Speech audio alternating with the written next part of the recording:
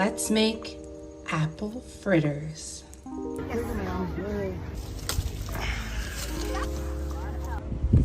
the cider. Yeah, woo!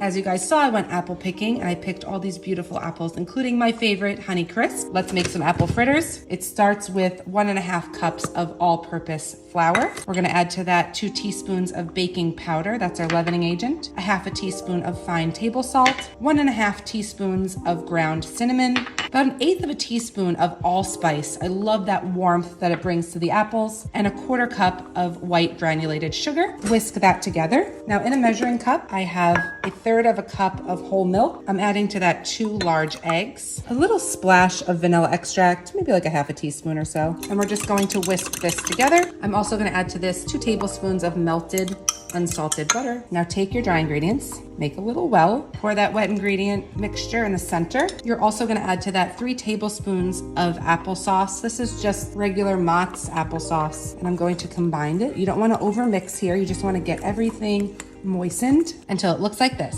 In another bowl, I have 2 Honeycrisp apples that I peeled and diced. I'm just going to pour about 1 tablespoon of apple cider vinegar over the top. So take your apples and we're going to just kind of fold them in.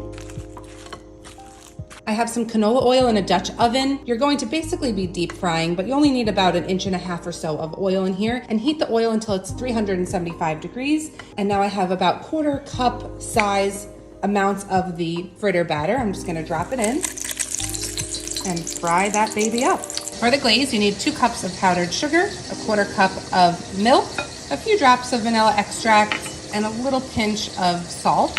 Mix that together, and there's your very simple glaze. Time to dunk your fritters. Put them right in that glaze. I use a fork to make it easier, and then just let it rest on a wire rack until the glaze just sort of sets, and then you'll be ready to enjoy.